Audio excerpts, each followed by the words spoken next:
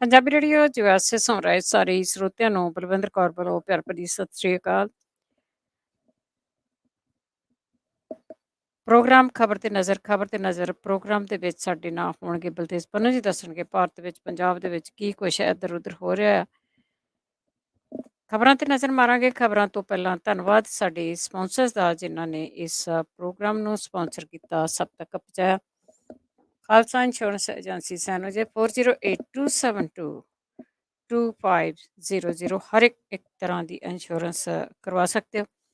ਗੁਰਦੀਪ ਸਿੰਘ ਵਰਦੀ ਕਲੋਬਸ, ਸਤਨਾਮ ਸਿੰਘ ਸ਼ੇਰਗਿਆਓ, ਸਲਮਾ, ਮਨਜੀਤ ਸਿੰਘ ਦਵਾਨਾ, ਬੂਟਾ ਸਿੰਘ ਰਾਣੀਪੁਰ ਫਰਜ਼ਨੋ, ਚਰਨਜੀਤ ਸਿੰਘ ਬਡਵਾਲ, ਪਿਆਰਾ Singh Rahul, Gurpal Singh ji Gill Sacramento, Resham Singh Nijjar Yuba City, Mandeep Singh Kalon Modesto, Ravinder Singh, Pritam Singh Gill, Gurmeet Singh, Surinder Kaur, Ravinder Basra Bakersfield, Gurmel Liddar, Jaswant Singh Bakersfield. Turkey ਨਾਲ immigration law 4159090503। ਬਹੁਤ ਧੰਨਵਾਦ ਕਰਦੇ ਹਾਂ, ਪ੍ਰੋਗਰਾਮਾਂ ਨੂੰ ਸਪਾਂਸਰ ਕਰਦੇ ਹੋ, ਸਭ ਤੱਕ ਪਹੁੰਚਾਉਂਦੇ ਹੋ, ਬਹੁਤ ਧੰਨਵਾਦ। ਪਹਿਲਾਂ ਕੁਝ ਕੁ ਖਬਰਾਂ ਕਰਾਂਗੇ। ਖਬਰਾਂ ਤੋਂ ਬਾਅਦ ਜੇ ਤੁਹਾਡਾ ਵੀ ਕੋਈ ਸਵਾਲ ਹੋਇਆ, ਤੁਸੀਂ ਸਵਾਲ ਕਰਕੇ ਪੁੱਛ ਸਕੋਗੇ। 408272 5200 408 272 5200 ਤੇ ਕਾਲ ਕਰ ਸਕਦੇ हैं। ਸਾਡੇ ਨਾਲ ਜੁੜ ਚੁੱਕੇ ਨੇ ਬਲਤੇਜ ਪੰਨੇ। ਸਤਿ ਸ਼੍ਰੀ ਅਕਾਲ, ਸਵਾਗਤ ਹੈ ਜੀ। ਸਿਕਾਲ ਦੀ ਧੰਨਵਾਦ ਜੀ, ਬਹੁਤ ਮਿਹਰਬਾਨੀ। ਤੇ ਗੱਲ ਕਰਦੇ ਆ ਆਪਾਂ ਲਖੀਮਪੁਰ ਖੀਰੀ ਚਲਾਨ ਤੇ ਪੇਸ਼ ਹੋਇਆ, ਪਰ ਸਰਕਾਰ ਦੀ ਚੁੱਪ ਬਰਕਰਾਰ ਹੈ। ਦੇਖੋ, ਇਸ ਮਾਮਲੇ ਦੇ ਉੱਤੇ ਕਿਉਂਕਿ ਸਰਕਾਰ ਨੇ ਜਿਉਂ ਇਹ ਕਾਂਡ ਹੋਇਆ, ਇੱਕ ਟਵੀਟ ਤੱਕ ਨਹੀਂ ਆਇਆ, ਨਹੀਂ ਤਾਂ ਅਦਰਵਾਈਜ਼ ਤਾਂ ਛੋਟੀ ਛੋਟੀ ਗੱਲ ਦੇ ਉੱਤੇ ਟਵੀਟ ਆ ਜਾਂਦੇ ਆ। ਜਿਹੜਾ ਕੇਂਦਰੀ ਗ੍ਰਹਿ ਰਾਜ ਮੰਤਰੀ ਆ, ਉਹ ਇਹ ਗੱਲ ਕਹਿੰਦਾ ਸੀਗਾ ਕਿ ਜੇ ਮੇਰੇ ਮੁੰਡੇ ਦੇ ਸਾਬਤ ਹੋ ਗਿਆ ਵੀ ਉਹ ਉੱਥੇ ਹੈਗਾ ਤੇ ਮੈਂ ਸਿਆਸਤ ਛੱਡ ਦੂੰਗਾ।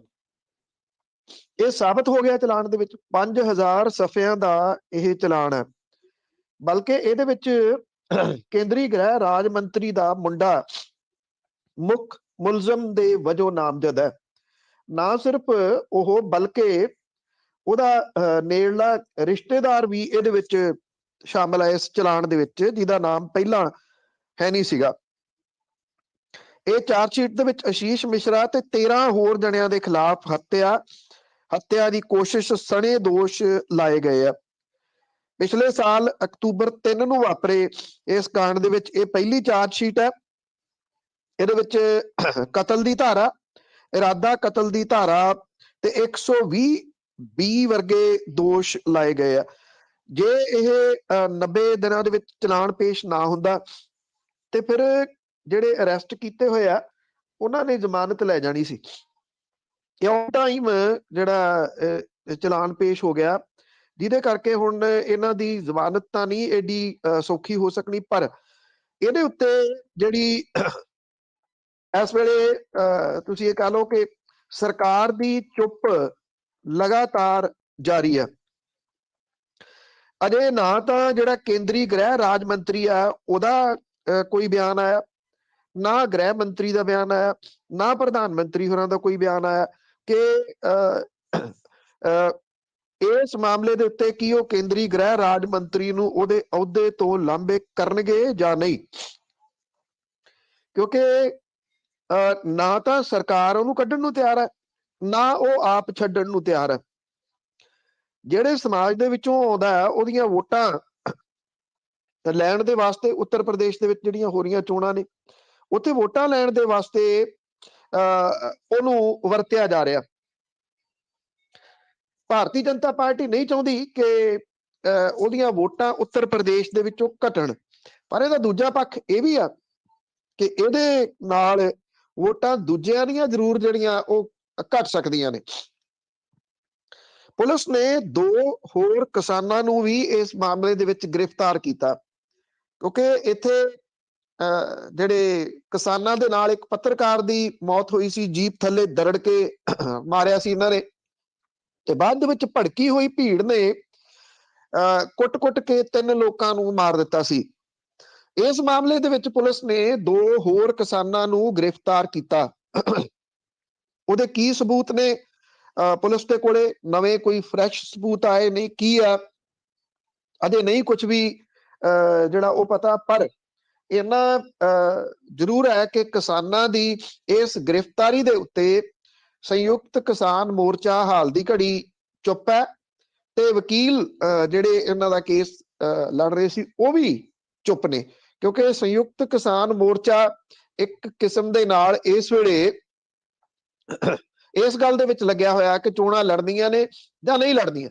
ਜਿਨ੍ਹਾਂ ਨੇ ਲੜਨੀਆਂ ਨੇ ਉਹ ਲੜਨ ਕੇ ਨਾ ਲੜਨ, ਸੰਯੁਕਤ ਕਿਸਾਨ ਮੋਰਚਾ ਉਹਨਾਂ ਦੀ ਮਦਦ ਕਰੇ ਜਾਂ ਨਾ ਕਰੇ, ਇਹਦੇ ਵਿੱਚ ਹੀ ਤੁਰ ਰਿਹਾ। ਇਹ ਹੁਣ ਨਿਰਭਰ ਕਰਦਾ 15 ਤਰੀਕ ਨੂੰ ਜਿਹੜੀ ਸੰਯੁਕਤ ਕਿਸਾਨ ਮੋਰਚੇ ਦੀ ਮੀਟਿੰਗ ਹੋਣੀ ਆ, ਉਹਦੇ ਵਿੱਚ ਕੀ ਫੈਸਲਾ ਲਿਆ ਜਾਂਦਾ ਜਿਹੜੀਆਂ ਇਹ ਕਿਸਾਨਾਂ ਦੀਆਂ ਗ੍ਰਿਫਤਾਰੀਆਂ ਹੋਈਆਂ ਨੇ ਇਹਦੇ ਸੰਦਰਭ ਦੇ ਵਿੱਚ।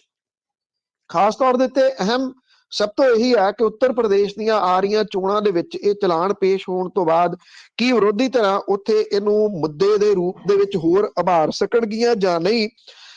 ਕਾਂਗਰਸੀ ਆਗੂ ਰਾਹੁਲ ਗਾਂਧੀ ਨੇ ਜ਼ਰੂਰ ਇਹ ਮੰਗ ਕੀਤੀ ਆ ਕਿ ਅਜੇ ਮਿਸ਼ਰਾ ਨੂੰ ਬਰਖਾਸਤ ਕੀਤਾ ਜਾਵੇ ਉਹਦੇ ਅਹੁਦੇ ਦੇ ਉੱਤੋਂ। ਉਹਨੇ ਆਪ ਤਾਂ ਅਸਤੀਫਾ ਸ਼ਾਇਦ ਨਹੀਂ ਦੇਣਾ। ਨਹੀਂ ਦੇਵਗਾ ਜੀ, ਇੰਨੇ ਦੇਰ ਤਾਂ ਦਿੱਤਾ ਹੀ ਨਹੀਂ ਅਸਤੀਫਾ ਨੇ। ਬਾਕੀ ਨਵਜੋਤ ਸਿੱਧੂ ਦੇ ਨਵੇਂ ਵਾਅਦਿਆਂ ਤੇ ਕਾਂਗਰਸੀਆਂ ਨੂੰ ਵੀ ਕੋਈ ਵਿਸ਼ਵਾਸ ਨਹੀਂ ਲੱਗਦਾ। ਇਹਨਾਂ ਦੀ ਐਕਚੁਅਲੀ ਕੀ ਆ ਕਿ ਨਵਜੋਤ ਸਿੰਘ ਸਿੱਧੂ ਹੋਰਾਂ ਨੇ ਕੁਝ ਦਿਨ ਪਹਿਲਾਂ ਜਦੋਂ ਇੱਥੇ ਅਰਵਿੰਦ ਕੇਜਰੀਵਾਲ ਨੇ 1000 ਰੁਪਏ ਦੀ ਗੱਲ ਕੀਤੀ ਸੀਗੀ ਔਰਤਾਂ ਨੂੰ ਦੇਣ ਦੀ, ਉਹਦੇ ਉੱਤੇ ਰਿਐਕਟ ਕਰਦਿਆਂ ਇਹ ਗੱਲ ਕਹੀ ਸੀ ਕਿ ਪੰਜਾਬੀ ਮੰਗਤੇ ਨਹੀਂ, ਪੰਜਾਬ ਦੀਆਂ ਔਰਤਾਂ ਮੰਗਤੀਆਂ ਨਹੀਂ ਜਿਨ੍ਹਾਂ ਨੂੰ ਤੁਸੀਂ 1000 ਰੁਪਇਆ ਦੇ ਦਿਓਗੇ, ਜਿਹਦਾ ਤੁਸੀਂ ਐਲਾਨ ਕੀਤਾ। ਇਹ ਵੀ ਕਿਹਾ ਸੀਗਾ ਕਿ ਤੁਸੀਂ ਦਿੱਲੀ ਦੇ ਵਿੱਚ ਕਿੰਨਾ ਕੁ ਦਿੰਦੇ ਹੋ ਜਾਂ ਉੱਥੇ ਦਿੱਤਾ ਜਿਹੜਾ ਇੱਥੇ ਤੁਸੀਂ ਲਾਗੂ ਕਰ ਰਹੇ ਹੋ। ਇਹ ਵੀ ਕਿਹਾ ਸੀਗਾ ਕਿ ਖਜ਼ਾਨੇ ਦੇ ਵਿੱਚ ਪੈਸੇ ਕਿੱਥੋਂ ਆਉਣਗੇ, ਖਜ਼ਾਨੇ ਦਾ ਤਾਂ ਮੰਦਾ ਹਾਲ ਹੈ, ਇਸ ਕਰਕੇ ਇਹ 1000 ਰੁਪਇਆ ਨਹੀਂ ਦਿੱਤਾ ਜਾ ਸਕਦਾ।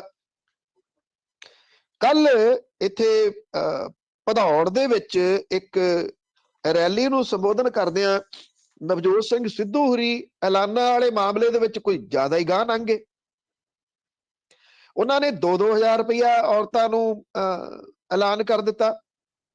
ਇਹਦੇ ਨਾਲ ਨਾਲ ਇਹ ਵੀ ਕਹਿਤਾ ਕਿ ਜਿਹੜੀ ਬੱਚੀ 5ਵੀਂ ਪਾਸ ਕਰ ਜੂਗੀ ਉਹਨੂੰ 5000 ਰੁਪਇਆ, ਜਿਹੜੀ +2 ਕਰ ਜੂਗੀ ਉਹਨੂੰ 15000 ਰੁਪਇਆ, ਤੇ ਜਿਹੜੀ ਕਾਲਜ ਜਾਊਗੀ ਉਹਨੂੰ ਮੁਫਤ ਸਕੂਟੀ ਦੇਵਾਂਗੇ।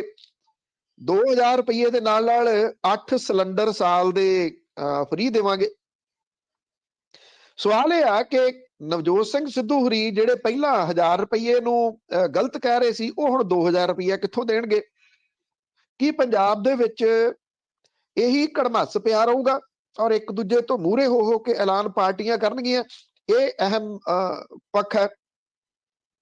ਦੂਜਾ ਇਹ ਕਿ ਕਾਂਗਰਸ ਨੇ ਪਿਛਲੇ ਦਿਨੀ ਜਦੋਂ ਬਣਾਈਆਂ ਨੇ ਕਮੇਟੀਆਂ, ਉਹਦੇ ਵਿੱਚ ਉਹਨਾਂ ਨੇ ਇੱਕ ਚੋਣ ਮੈਨੀਫੈਸਟੋ ਦੇ ਵਾਸਤੇ ਵੀ ਨਿਯੁਕਤ ਕੀਤਾ ਪ੍ਰਤਾਪ ਸਿੰਘ ਬਾਜਵਾ ਹੋਰਾਂ ਨੂੰ। ਪ੍ਰਤਾਪ ਸਿੰਘ ਬਾਜਵਾ ਹੋਰਾਂ ਨੇ ਅਜੇ ਤੱਕ ਚੋਣ ਮੈਨੀਫੈਸਟੋ ਦੇ ਬਾਰੇ ਦੇ ਵਿੱਚ ਕੁਝ ਵੀ ਅਨਾਉਂਸਮੈਂਟ ਨਹੀਂ ਕੀਤੀ ਕਿ ਉਹ ਕਦੋਂ ਇਸ ਕਮੇਟੀ ਦੀ ਮੀਟਿੰਗ ਕਰਨਗੇ, ਕਾਂਗਰਸ ਆਪਣਾ ਚੋਣ ਮੈਨੀਫੈਸਟੋ ਕਦੋਂ ਜਾਰੀ ਕਰੂਗੀ।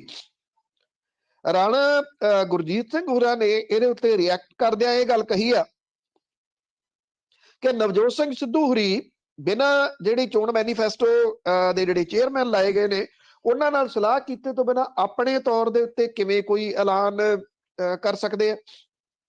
ਉਹਨਾਂ ਨੇ ਇਹਦੇ ਉੱਤੇ ਕਿੰਤੂ ਪਰੰਤੂ ਕਰ ਦਿੱਤੇ। ਇੱਕ ਐਲਾਨ ਜਿਹੜਾ ਨਵਜੋਤ ਸਿੰਘ ਸਿੱਧੂ ਹੋਰਾਂ ਨੇ ਇਹ ਕਿਹਾ ਕਿ ਅਸੀਂ ਸ਼ਰਾਬ ਦੀ ਵਿਕਰੀ ਜਿਹੜੀ ਆ ਉਹ ਵਧਾਵਾਂਗੇ ਤੇ ਉਹਦੇ ਨਾਲ ਜਿਹੜੇ ਖਜ਼ਾਨੇ ਦੇ ਵਿੱਚ ਪੈਸੇ ਆਉਣਗੇ। ਇਸ ਮਾਮਲੇ ਦੇ ਉੱਤੇ ਪੰਜਾਬ ਪ੍ਰਦੇਸ਼ ਕਾਂਗਰਸ ਦੇ ਸਾਬਕਾ ਪ੍ਰਧਾਨ ਤੇ ਮੌਜੂਦਾ ਜਿਹੜੀ ਸਕਰੀਨਿੰਗ ਕਮੇਟੀ ਆ ਉਹਦੇ ਮੁਖੀ ਲਾਏ ਗਏ ਆ ਸੁਨੀਲ ਜਾਖੜ, ਉਹਨਾਂ ਨੇ ਰਿਐਕਟ ਕੀਤਾ। ਉਹ ਇਹ ਗੱਲ ਕਹਿੰਦੇ ਕਿ ਜੇ ਅਸੀਂ ਚਿੱਟੇ ਦੇ ਵਿਰੋਧ ਦੇ ਵਿੱਚ ਲੜ ਰਹੇ ਹਾਂ ਤੇ ਅਸੀਂ ਸ਼ਰਾਬ ਨੂੰ ਬੜਾਵਾ ਕਿਵੇਂ ਦੇ ਸਕਦੇ ਆ?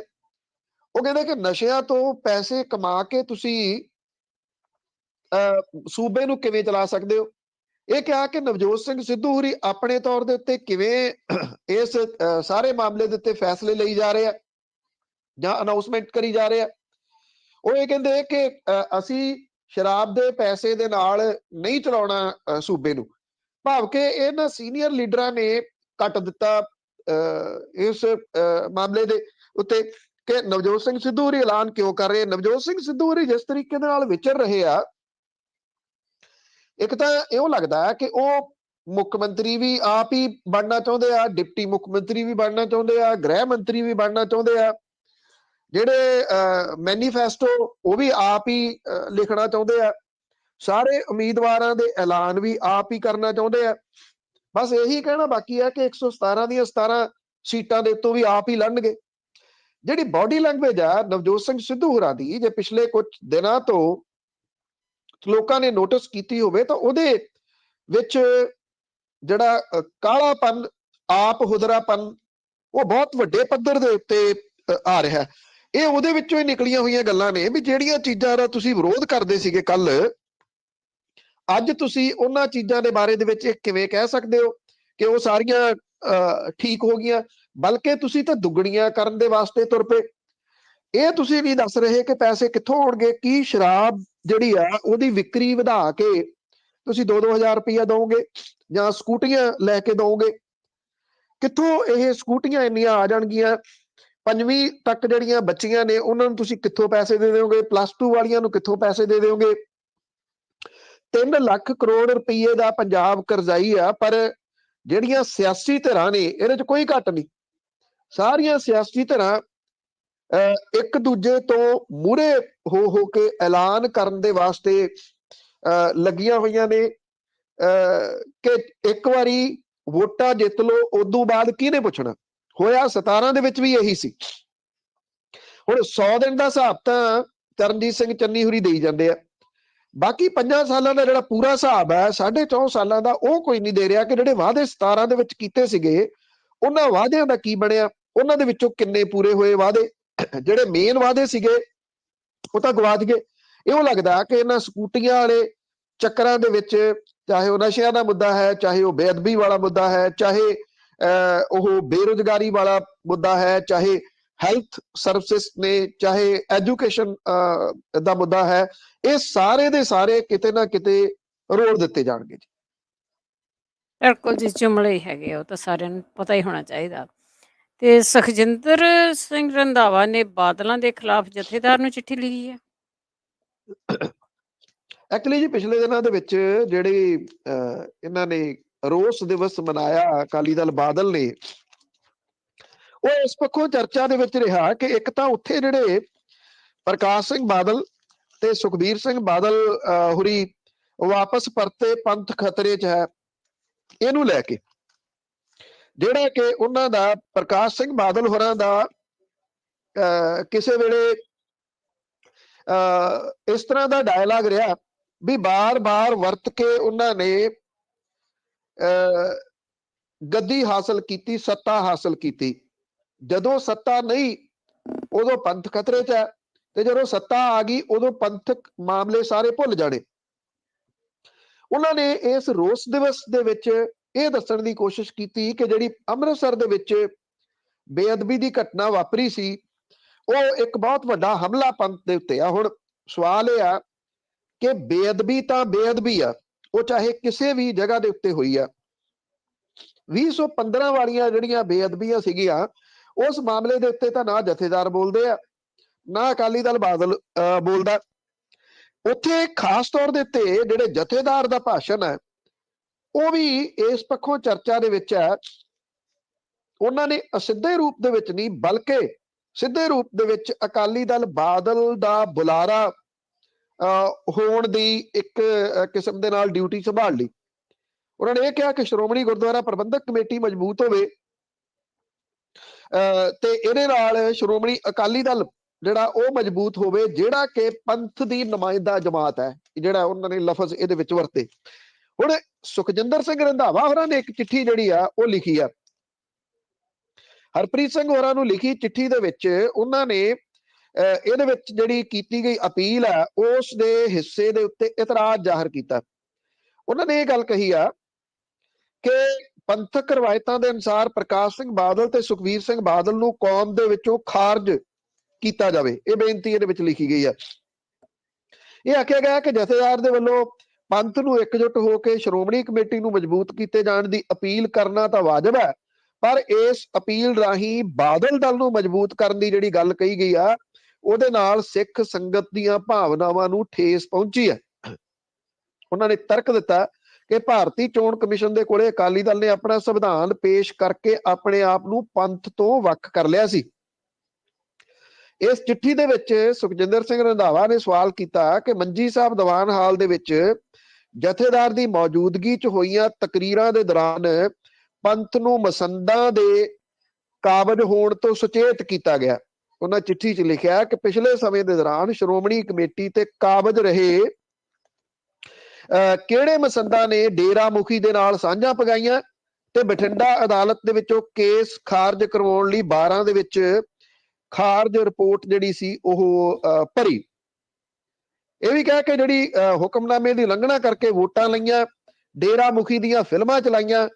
ਉਹਨਾਂ ਨੇ ਇਸ ਚਿੱਠੀ ਦੇ ਵਿੱਚ ਲਿਖਿਆ ਕਿ ਲੋਕਾਂ ਦੀ ਪੁਸ਼ਤ ਪਨਾਹੀ ਹੇਠ 2015 ਦੇ ਵਿੱਚ ਬੇਅਦਬੀ ਦੀਆਂ ਘਟਨਾਵਾਂ ਨੂੰ ਅੰਜਾਮ ਦਿੱਤਾ ਗਿਆ ਤੇ ਉਸ ਵੇਲੇ ਜਥੇਦਾਰ ਤੇ ਸ਼੍ਰੋਮਣੀ ਕਮੇਟੀ ਨੂੰ ਮਜਬੂਰ ਕਰਕੇ ਡੇਰਾ ਮੁਖੀ ਨੂੰ ਮਾਫੀ ਦਵਾਈ ਗਈ ਤੇ ਇਸ ਕਦਮ ਨੂੰ ਸਹੀ ਠਹਿਰਾਉਣ ਦੇ ਵਾਸਤੇ ਗੁਰੂ ਕੀ ਗੋਲਕ ਦਾ ਪੈਸਾ ਖਰਚ ਕੀਤਾ ਗਿਆ।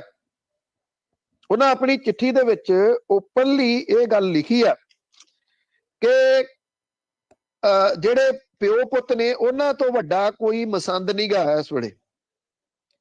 ਔਰ ਉਹਨਾਂ ਨੇ ਇਹ ਵੀ ਗੱਲ ਲਿਖੀ ਆ ਕਿ ਉਦੋਂ ਦੇ ਸਿੱਟ ਦੇ ਮੁਖੀ ਰਣਬੀਰ ਸਿੰਘ ਖਟੜਾ ਵੀ ਅਕਾਲ ਤਖਤ ਤੇ ਪੇਸ਼ ਹੋ ਕੇ ਇਹ ਸਾਰਾ ਕੁਝ ਬਿਆਨ ਕਰ ਚੁੱਕੇ ਆ। ਰੰਧਾਵਾ ਹੋਰਾਂ ਨੇ ਆਪਣੀ ਚਿੱਠੀ ਦੇ ਵਿੱਚ ਇਹ ਗੱਲ ਲਿਖੀ ਆ ਕਿ ਇਹਨਾਂ ਦੋਨਾਂ ਨੂੰ ਪੰਥ ਦੇ ਵਿੱਚੋਂ ਖਾਰਜ ਕੀਤਾ ਜਾਵੇ। ਹੁਣ ਸਵਾਲ ਜਿਹੜਾ ਨਾ ਜੀ ਵੱਡਾ ਇਹ ਆ ਕਿ ਹਰ ਸੰਭਵ ਕੋਸ਼ਿਸ਼ ਕੀਤੀ ਜਾ ਰਹੀ ਹੈ ਕਿ ਚੋਣਾਂ ਤੋਂ ਪਹਿਲਾਂ ਕਿਸੇ ਤਰੀਕੇ ਦੇ ਨਾਲ ਇਹ ਪੰਥ ਦਾ ਮਸਲਾ ਉਭਾਰ ਸਕਣ, ਪਰ ਪੰਥਕ ਮੁੱਦਾ ਉੱਭਰ ਨਹੀਂ ਰਿਹਾ ਕਿਉਂਕਿ ਜਿਹੜੇ ਜਿਸ ਟਾਈਮ ਦੇ ਉੱਤੇ ਪ੍ਰਕਾਸ਼ ਸਿੰਘ ਬਾਦਲ ਹੁਰੀ ਪੰਥ ਖਤਰੇ ਦੇ ਵਿੱਚ ਦਾ ਮੁੱਦਾ ਉਭਾਰਦੇ ਹੁੰਦੇ ਸੀਗੇ, ਉਦੋਂ ਅੱਜ ਵਰਗੇ ਜਿਹੜਾ ਕਮਿਊਨੀਕੇਸ਼ਨ ਸਟਰੋਂਗ ਨਹੀਂ ਸੀਗਾ। ਇਹ ਤਾਂ ਕੋਈ ਗੱਲ ਕਰਦੇ ਆ ਲੋਕ ਮਿੰਟ ਦੇ ਵਿੱਚ ਸਾਰਾ ਕੁਝ ਲਿਆ ਕੇ ਜਿਹੜਾ ਉਹ ਸਾਹਮਣੇ ਰੱਖ ਦਿੰਦੇ ਆ ਕਿ ਆਹ ਪਿਆ ਹਰ ਚੀਜ਼ ਜਿਹੜੀ। ਇਸ ਕਰਕੇ ਉਹ ਹੁਣ ਔਖਾ ਹੋਇਆ ਪਿਆ, ਪਰ ਹੱਥ ਪੈਰ ਜ਼ਰੂਰ ਮਾਰੇ ਜਾ ਰਹੇ ਆ ਦੋਨਾਂ ਦੇ ਵੱਲੋਂ। ਔਰ ਜਿਹੜਾ ਇਹ ਬੇਅਦਬੀ ਵਾਲਾ ਰੋਸ ਦਿਵਸ ਮਨਾਇਆ ਗਿਆ ਉਹ ਵੀ ਇਉਂ ਲੱਗਦਾ ਕਿ ਪੁੱਠਾ ਪੈਂਦਾ ਜਾਪਦਾ ਬਾਦਲ ਪਿਓ ਪੁੱਤਾਂ ਨੂੰ। ਬਿਲਕੁਲ ਜੀ, ਕੋਸ਼ਿਸ਼ਾਂ ਤਾਂ ਫੇਰ ਕਰਦੇ ਆ ਲੋਕਾਂ ਦੇ ਵਿੱਚ ਪੰਥ ਖਤਰੇ 'ਚ ਦੱਸਣ ਲਈ। ਅੱਗੇ ਦੁੱਲੋ ਨੇ ਚੱਕਿਆ ਨਕਲੀ ਸ਼ਰਾਬ ਦਾ ਮੁੱਦਾ, ਆਪਣੀ ਸਰਕਾਰ ਘੇਰ ਲਈ। ਬਿਲਕੁਲ ਜੀ, ਐਕਚੁਅਲੀ ਕੀ ਆ ਕਿ ਕਾਂਗਰਸ ਨੂੰ ਕਿਸੇ ਵਿਰੋਧੀ ਧਿਰ ਦੀ ਇਸ ਵੇਲੇ ਬਹੁਤੀ ਲੋੜ ਹੈ ਨੀ ਗੀ। ਜੇ ਕੁਛ ਚਰਨਜੀਤ ਸਿੰਘ ਚੰਨੀ ਕਰਦੇ ਆ ਤੇ ਉਹਨੂੰ ਨਾਲ ਦੀ ਨਾਲ ਨਵਜੋਤ ਸਿੰਘ ਸਿੱਧੂ ਬੈਠੇ ਨੇ ਕੱਟਣ ਦੇ ਵਾਸਤੇ। ਤੇ ਜੇ ਸਰਕਾਰ ਕੁਝ ਕਰ ਰਹੀ ਹੈ ਕਾਂਗਰਸੀ ਉਹਦੇ ਉੱਤੇ ਸਵਾਲੀਆ ਚਿੰਨ੍ਹ ਲਾ ਰਹੇ ਆ। ਉਂਝ ਵੈਸੇ ਸ਼ਮਸ਼ੇਰ ਸਿੰਘ ਦੂਲੋ ਹੋਰਾਂ ਦਾ ਪੁਆਇੰਟ ਸਹੀ ਆ। ਉਹ ਕਹਿੰਦੇ ਕਿ 12 ਫੈਕਟਰੀਆਂ ਪੰਜਾਬ ਦੇ ਵਿੱਚ ਨਕਲੀ ਸ਼ਰਾਬ ਦੀਆਂ ਫੜੀਆਂ ਗਈਆਂ ਸੀ ਪਿਛਲੇ ਦਿਨਾਂ 'ਚ, ਤੇ ਸੈਂਕੜੇ ਲੋਕ ਇਹ ਨਕਲੀ ਸ਼ਰਾਬ ਪੀ ਕੇ ਮਰ ਗਏ। ਅੱਜ ਤੱਕ ਕਹਿੰਦੇ ਇਸ ਮਾਮਲੇ ਦੇ ਉੱਤੇ ਕੋਈ ਸੁਣਵਾਈ ਕਿਉਂ ਨਹੀਂ ਹੋਈ, ਜਾਂ ਉਹ ਫੈਕਟਰੀਆਂ ਫੜੀਆਂ ਕਿਉਂ ਨਹੀਂ ਗਈਆਂ।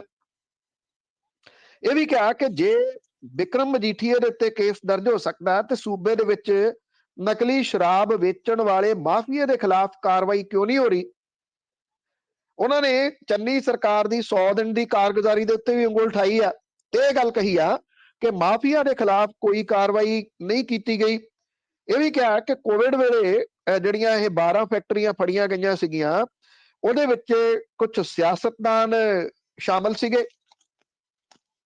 ਇਹ ਵੀ ਕਿਹਾ ਕਿ ਨਾ ਕੈਪਟਨ ਅਮਰਿੰਦਰ ਸਿੰਘ ਹੋਰਾਂ ਨੇ ਇਹਦੇ ਉੱਤੇ ਕੋਈ ਕਾਰਵਾਈ ਕੀਤੀ ਤੇ ਨਾ ਚੰਨੀ ਸਰਕਾਰ ਨੇ ਇਸ ਮਾਮਲੇ ਦੇ ਉੱਤੇ ਕਾਰਵਾਈ ਕੀਤੀ, ਬਲਕਿ ਮੌਜੂਦਾ ਸਰਕਾਰ ਤੇ ਪਿਛਲੀ ਸਰਕਾਰ ਭੁੱਲ ਭੁਲਾਈ ਗਈ ਕਿ ਪੰਜਾਬ ਦੇ ਵਿੱਚ ਇਹ ਨਕਲੀ ਸ਼ਰਾਬ ਦੀਆਂ ਫੈਕਟਰੀਆਂ ਕੌਣ ਚਲਾਉਂਦਾ ਸੀ ਤੇ ਕਿਵੇਂ ਇੱਕ ਤਾਂ ਖਜ਼ਾਨੇ ਨੂੰ ਰਗੜਾ ਲੱਗ ਰਿਹਾ, ਦੂਜਾ ਲੋਕਾਂ ਦੀ ਜਾਨ ਦਾ ਖੌਅ ਬਣ ਰਿਹਾ।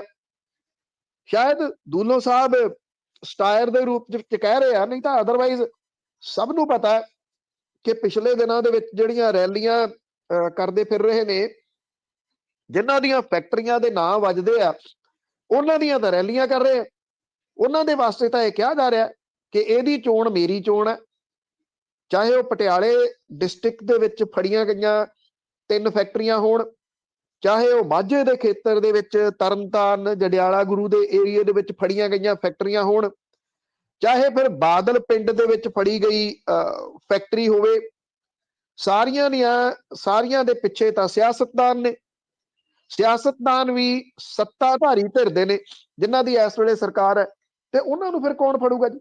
ਇਸ ਕਰਕੇ ਦੁੱਲੋ ਸਾਹਿਬ ਬੇਸ਼ੱਕ ਕਾਂਗਰਸੀ ਆਗੂ ਨੇ, ਰਾਜ ਸਭਾ ਦੇ ਮੈਂਬਰ ਨੇ, ਸਵਾਲ ਤਾਂ ਉਹ ਜਾਇਜ਼ ਠਹਿਰਾ ਰਹੇ ਆ ਔਰ ਵਿਰੋਧੀ ਧਿਰ ਦੇ ਉੱਤੇ ਨਹੀਂ ਬਲਕਿ ਆਪਣੀ ਸਰਕਾਰ ਦੇ ਉੱਤੇ ਹੀ ਉਹ ਉਠਾ ਰਹੇ ਆ।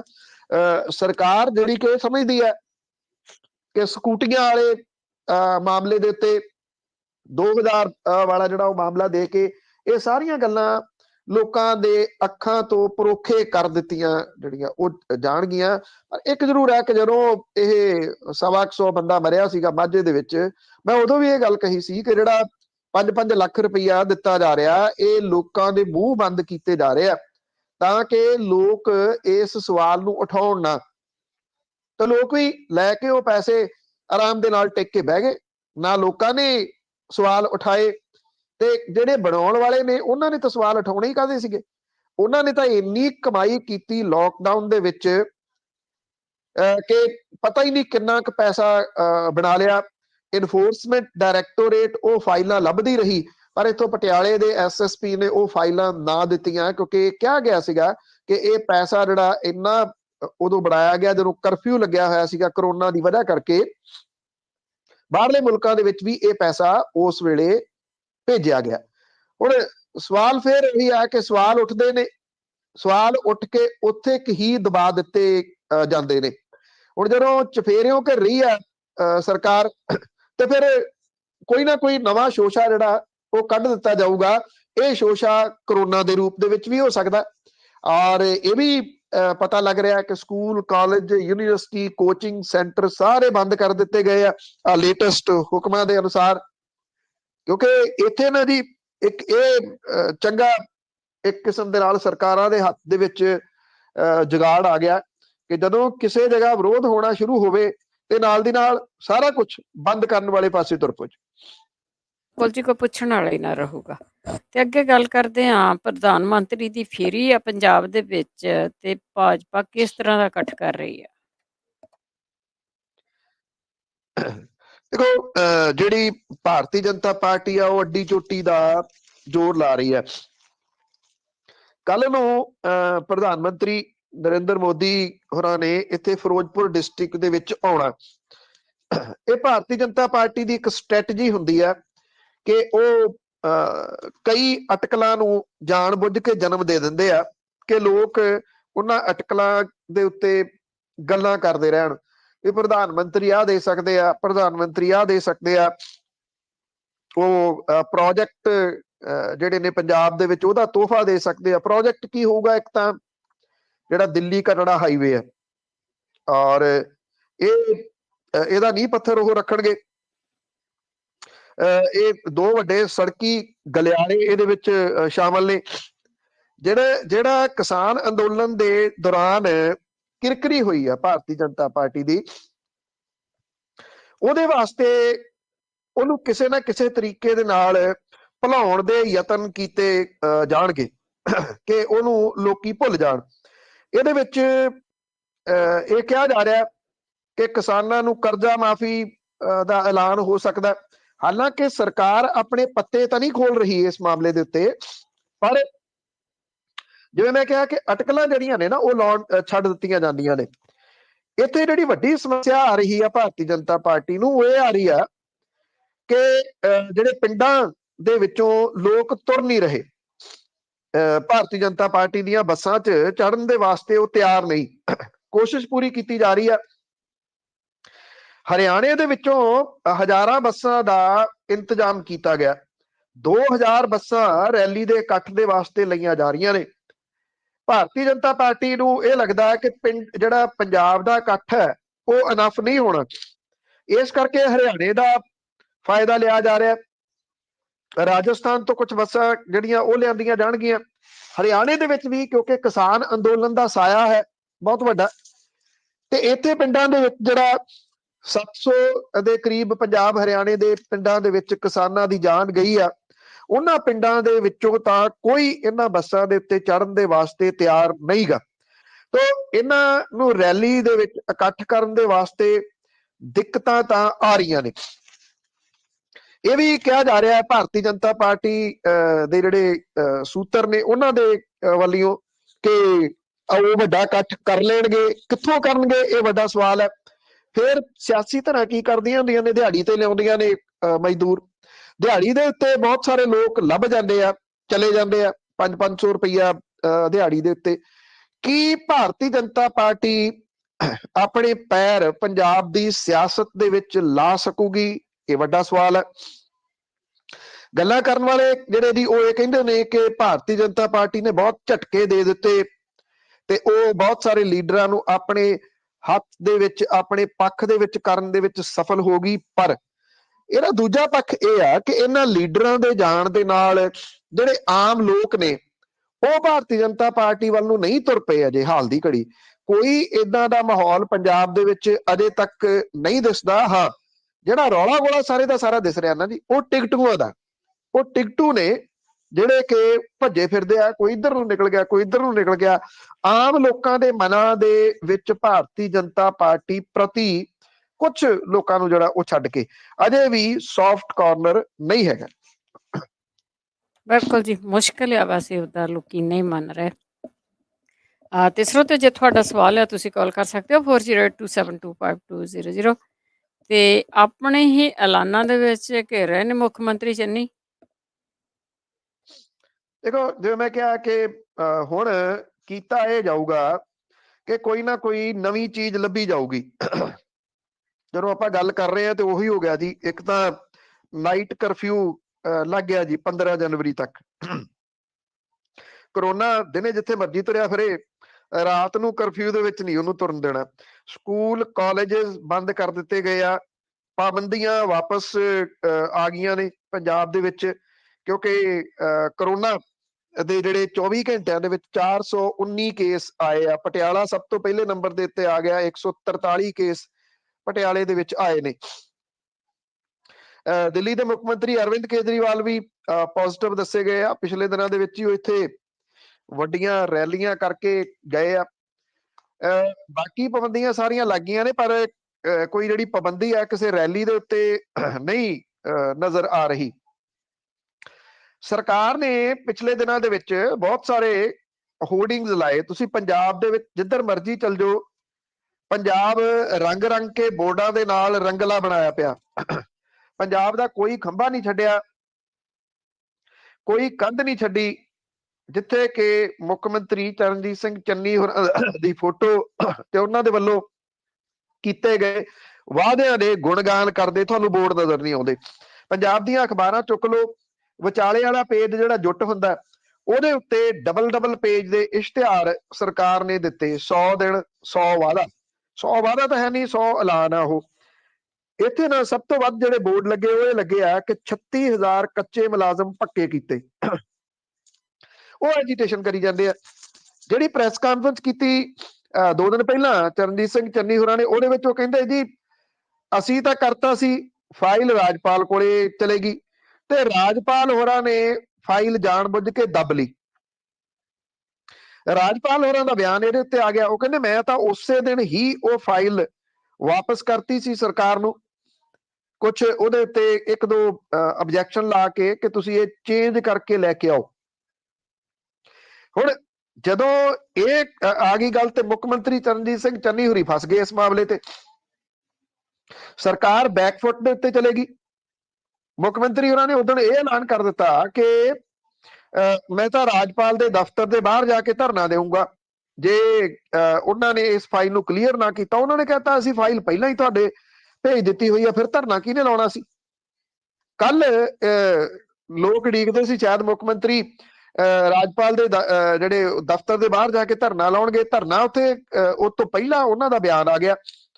ਇਸ ਮਾਮਲੇ ਦੇ ਉੱਤੇ ਬੈਕਫੁੱਟ ਦੇ ਉੱਤੇ ਚਲੇਗੀ ਚੰਨੀ ਸਰਕਾਰ।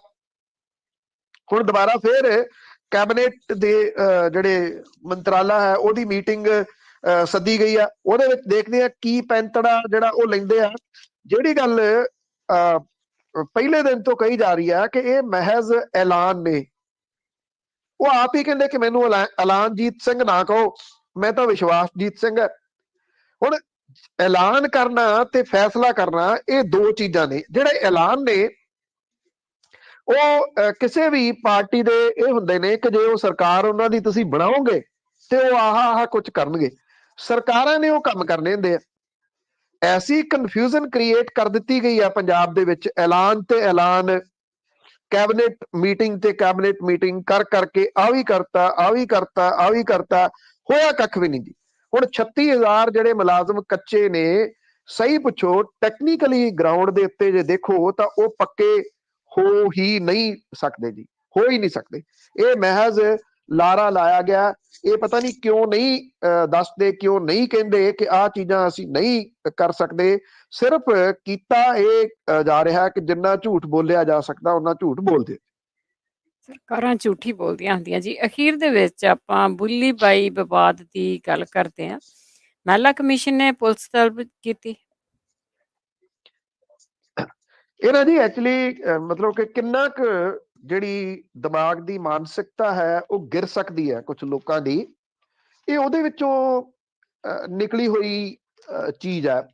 ਇੱਕ ਐਪ ਹੈ ਬੁੱਲੀ ਬਾਈ, ਔਰ ਇਹਨੂੰ ਇਸ ਕਰਕੇ ਜਿਹੜਾ ਬੁੱਲੀ ਤੇ ਬਾਈ ਦਾ ਨਾਮ ਦਿੱਤਾ ਗਿਆ ਕਿ ਇਹਦੇ ਉੱਤੇ ਕੁਝ ਔਰਤਾਂ ਨੇ ਜਿਹੜੀਆਂ ਇੱਕ ਖਾਸ ਧਰਮ ਦੇ ਨਾਲ ਸੰਬੰਧ ਰੱਖਦੀਆਂ ਨੇ, ਮੁਸਲਿਮ ਧਰਮ ਦੇ ਨਾਲ।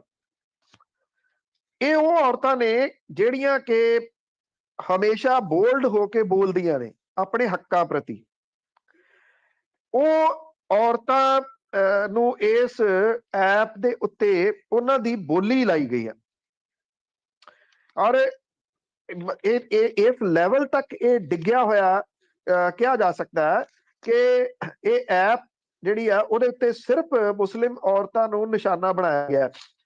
ਜਦੋਂ ਪਿਛਲੇ ਦਿਨੀ ਇੱਕ ਪੱਤਰਕਾਰ ਨੇ ਇਸ ਮਾਮਲੇ ਦੇ ਉੱਤੇ ਆਪਣੀ ਫੋਟੋ ਇਸ ਐਪ ਦੇ ਉੱਤੇ ਵੇਖ ਕੇ ਇਹ ਮਾਮਲਾ ਸਾਹਮਣੇ ਲਿਆਂਦਾ ਤਾਂ ਹੈਰਾਨਗੀ ਦੀ ਗੱਲ ਇਹ ਆ ਅਜੇ ਤੱਕ ਸਰਕਾਰ ਨੇ ਇਸ ਮਾਮਲੇ ਦੇ ਉੱਤੇ ਆਪਣੀ ਚੁੱਪ ਨਹੀਂ ਤੋੜੀ।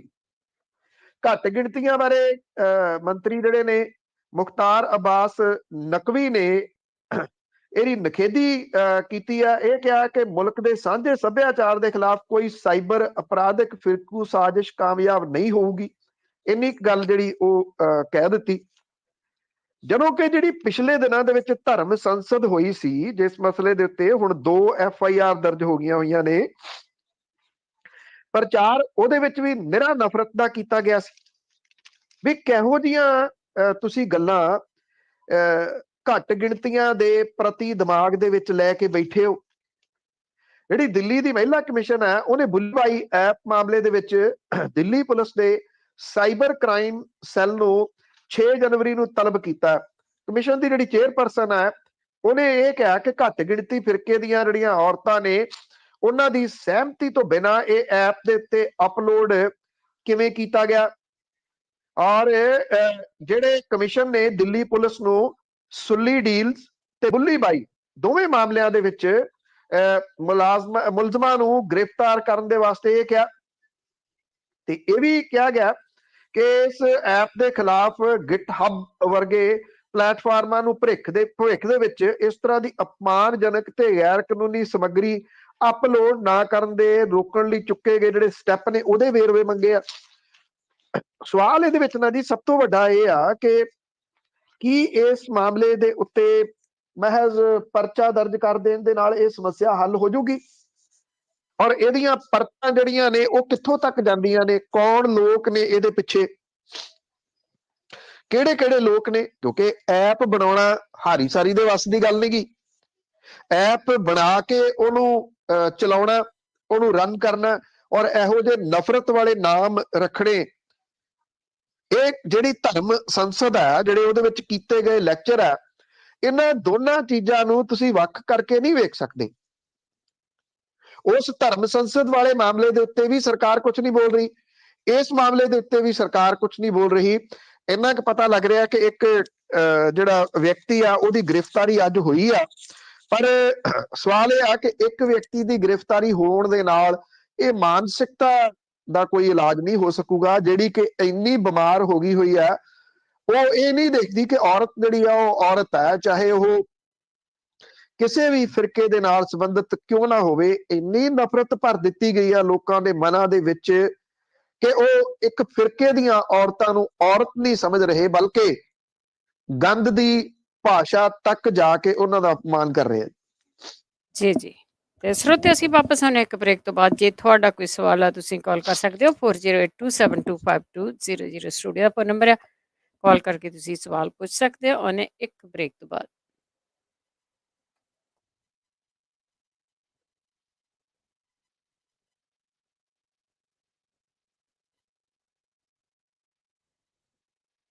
ਤੁਸੀਂ ਸੁਣ ਰਹੇ ਹੋ ਪੰਜਾਬੀ ਰੇਡੀਓ USA।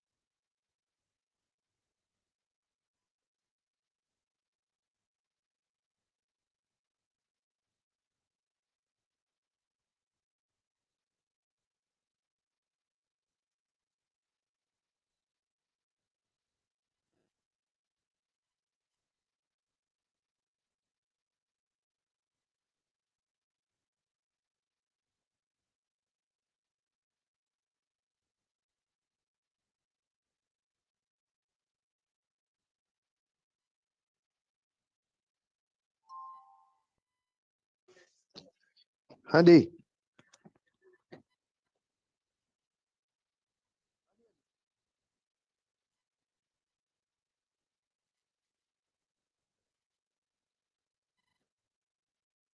घूमने आने वाले जैस्मिन सैंडलर्स।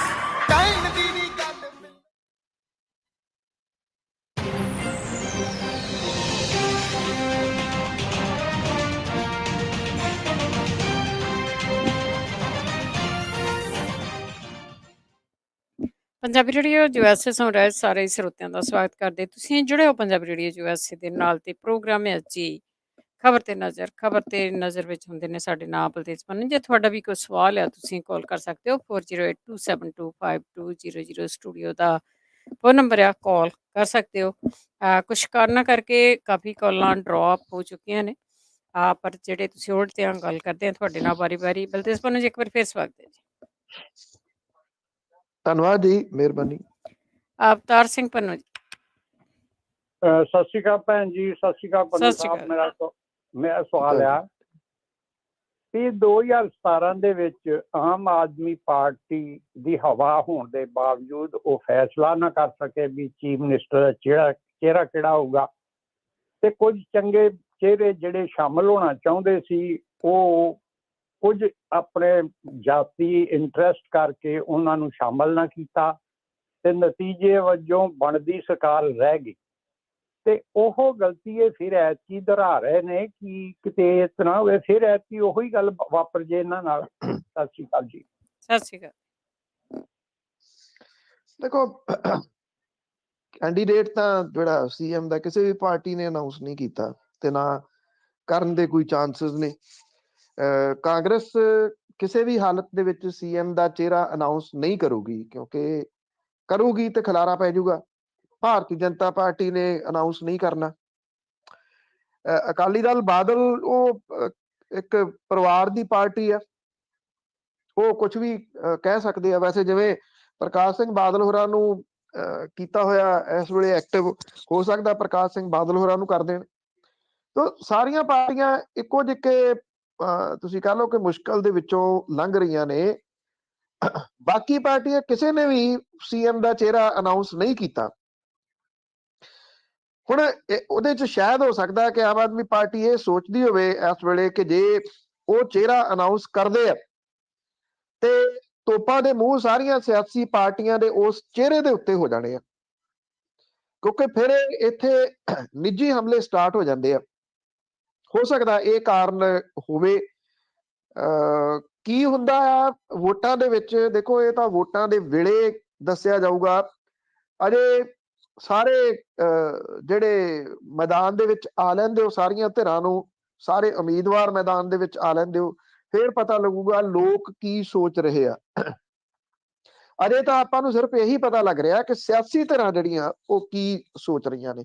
ਹਰ ਸਿਆਸੀ ਧਿਰ ਦਾ ਕੋਈ ਨਾ ਕੋਈ ਜਿਹੜਾ ਉਹਦੇ ਪਿੱਛੇ ਲੁਕਵਾਂ ਮਕਸਦ ਹੈਗਾ ਆ ਕਿ ਉਹਨਾਂ ਨੇ ਅਨਾਉਂਸ ਕਰਨਾ ਜਾਂ ਨਹੀਂ ਕਰਨਾ। ਕਿਉਂਕਿ ਕਾਂਗਰਸ ਦੀ ਜਿਵੇਂ ਸਮੱਸਿਆ ਇਹ ਬਣੀ ਹੋਈ ਆ, ਜੇ ਉਹ ਚਰਨਜੀਤ ਸਿੰਘ ਚੰਨੀ ਹੋਰਾਂ ਨੂੰ ਇਹ ਕਹਿ ਦਿੰਦੇ ਆ ਕਿ ਉਹ ਅੱਗੋਂ ਫੇਰ ਮੁੱਖ ਮੰਤਰੀ ਹੋਣਗੇ ਤੇ ਨਵਜੋਤ ਸਿੰਘ ਸਿੱਧੂ ਨਾਲ ਦੀ ਨਾਲ ਘਰੇ ਬਹਿ ਜਾਣਾ ਉਸੇ ਵੇਲੇ। ਜੇ ਨਵਜੋਤ ਸਿੰਘ ਸਿੱਧੂ ਹੋਰਾਂ ਦਾ ਨਾਮ ਅਨਾਉਂਸ ਕਰ ਦਿੰਦੇ ਆ, ਫਿਰ ਜਿਹੜਾ ਦਲਿਤ ਭਾਈਚਾਰਾ ਉਹ ਰੁੱਸ ਜਾਣਾ ਕਿ ਸਾਡਾ ਬੰਦਾ ਬਣਿਆ ਸੀਗਾ, ਤੁਸੀਂ ਅੱਗੋਂ ਉਹਨੂੰ ਕਿਉਂ ਨਹੀਂ ਬਣਾਉਣਾ ਚਾਹੁੰਦੇ। ਇਸ ਕਰਕੇ ਸਾਰੀਆਂ ਪਾਰਟੀਆਂ ਦੇ ਵਿੱਚ ਹੀ ਇਹ ਸਾਰਾ ਕੁਝ ਜਿਹੜਾ ਉਹ ਚੱਲ ਰਿਹਾ। ਤੋ ਆਉਂਦੇ ਦਿਨਾਂ ਦੇ ਦੌਰਾਨ ਬਹੁਤ ਕੁਝ ਜਿਹੜੀਆਂ ਉਹ ਸਥਿਤੀਆਂ ਸਾਫ਼ ਹੋਣਗੀਆਂ। ਇਹ ਪਤਾ ਲੱਗ ਰਿਹਾ ਹੈ ਕਿ ਸ਼ਾਇਦ ਜਿਹੜੇ ਚੋਣ ਜ਼ਾਬਤਾ ਜਦੋਂ ਲੱਗ ਜਾਂਦਾ ਸੰਭਾਵੀ ਰੂਪ ਦੇ ਵਿੱਚ ਜਿਹੜਾ ਉਹ ਐਸੇ ਹਫ਼ਤੇ ਦੇ ਵਿੱਚ ਲੱਗਣ ਦੀ ਸੰਭਾਵਨਾ ਹੈ। ਜੇ ਜਦੋਂ ਚੋਣ ਜ਼ਾਬਤਾ ਲੱਗ ਜਾਂਦਾ, ਜੇ ਜਿਹੜਾ ਪਹਿਲੇ ਫੇਜ਼ ਦੇ ਵਿੱਚ ਵੋਟਾਂ ਪੈਂਦੀਆਂ ਨੇ ਪੰਜਾਬ ਦੇ ਵਿੱਚ, ਕਿਉਂਕਿ ਅਜੇ ਇਹ ਕਲੀਅਰ ਨਹੀਂਗਾ। ਜੇ ਤਾਂ ਪਹਿਲੇ ਫੇਜ਼ 'ਚ ਪੈਂਦੀਆਂ ਨੇ ਤੇ ਇਹਦਾ ਮਤਲਬ ਇਹ ਹੋਊਗਾ ਜੀ ਕਿ ਜਿਹੜੀਆਂ ਵੋਟਾਂ ਨੇ ਉਹ ਆ ਜਾਣਗੀਆਂ ਫਰਵਰੀ ਦੇ ਵਿੱਚ, 6-7 ਦੇ ਨੇੜੇ ਤੇੜੇ।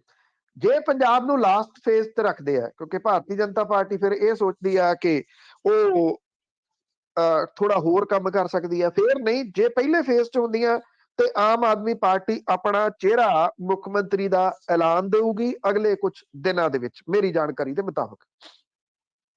ਜੀ, ਜੀ, ਦੇਖੋ ਕੀ ਕਰਦੇ ਹੈਗੇ ਆ। ਪਹਿਲਾਂ ਤਾਂ ਇਹੀ ਨਹੀਂ ਪਤਾ ਬਲਤੇਜ ਮੈਨੂੰ ਜੀ ਕਿੰਨੀਆਂ ਕੁ ਪਾਰਟੀਆਂ ਹੋਣਗੀਆਂ ਉਹਦਾ ਪੰਜਾਬ ਦੇ ਵਿੱਚ? ਹੁਣ ਦਿਨੋਂ-ਦਿਨ ਦੇਖਦੇ ਆ ਹੋਰ ਵੀ ਬਣ ਰਹੀਆਂ।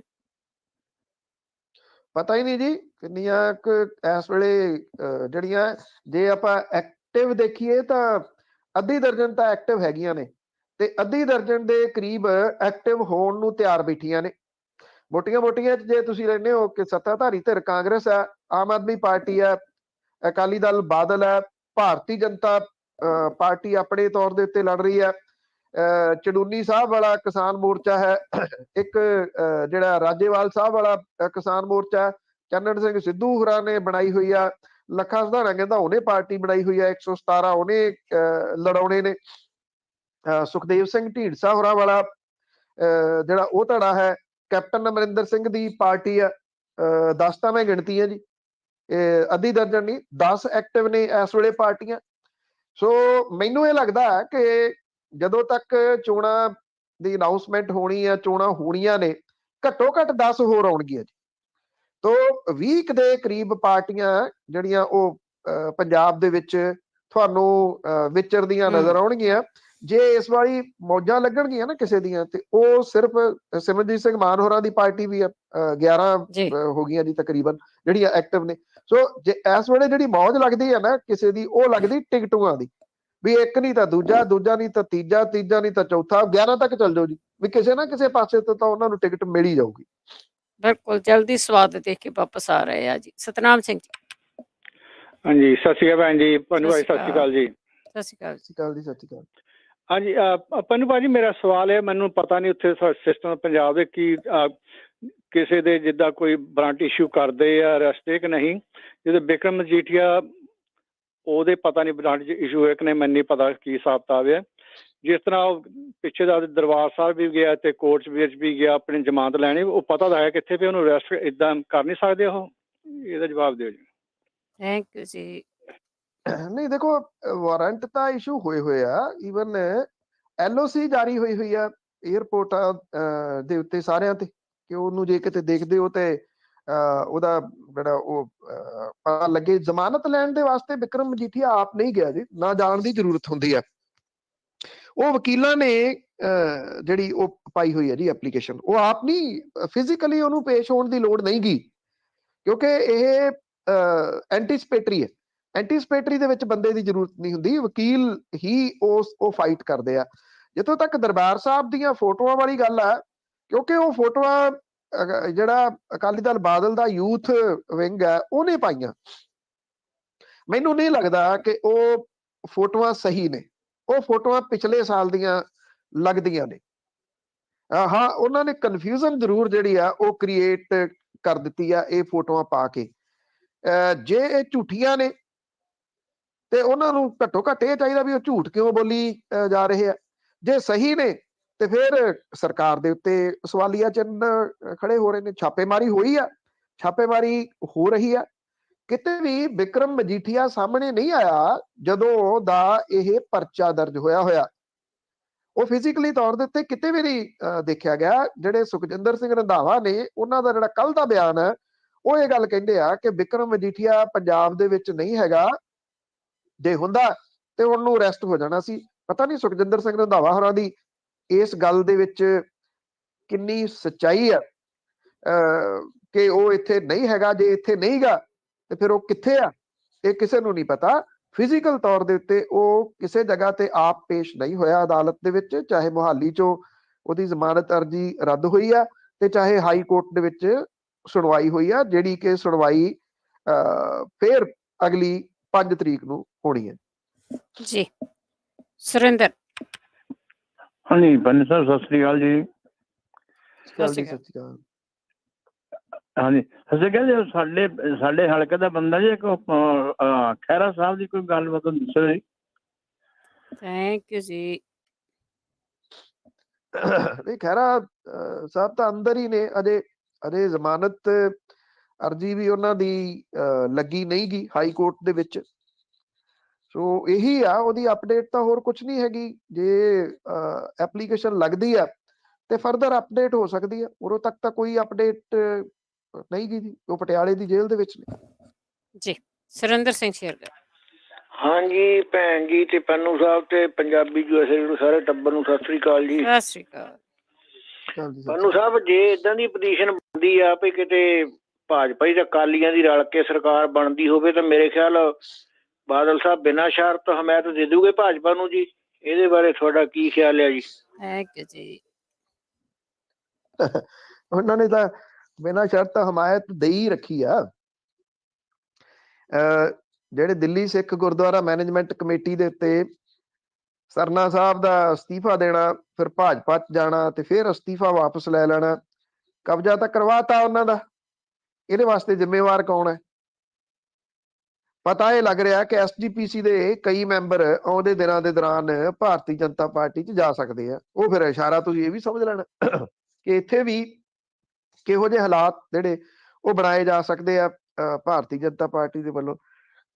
ਅੱਜ ਦੀ ਤਰੀਕ ਦੇ ਵਿੱਚ ਜੇ ਭਾਰਤੀ ਜਨਤਾ ਪਾਰਟੀ ਤੇ ਅਕਾਲੀ ਦਲ ਬਾਦਲ ਰਲ ਕੇ ਚੋਣ ਲੜਦੇ ਆ, ਸਰਕਾਰ ਨਹੀਂ ਬਣਦੀ ਉਹਨਾਂ ਦੀ, ਕਿਉਂਕਿ ਜਿਹੜੀ ਗਰਾਊਂਡ ਰਿਐਲਿਟੀ ਹੈ, ਅਕਾਲੀ ਦਲ ਬਾਦਲ 10-11 ਸੀਟਾਂ ਦੇ ਉੱਤੇ ਖੜਾ ਜੀ। ਔਰ ਜੇ ਭਾਰਤੀ ਜਨਤਾ ਪਾਰਟੀ ਕੈਪਟਨ ਅਮਰਿੰਦਰ ਸਿੰਘ ਤੇ ਸੁਖਦੇਵ ਸਿੰਘ ਢੀਂਡਸਾ ਰਲ ਕੇ ਚੋਣ ਲੜਦੇ ਆ, ਇੱਥੇ ਕੀ ਉਹ ਖੜੇ ਆ।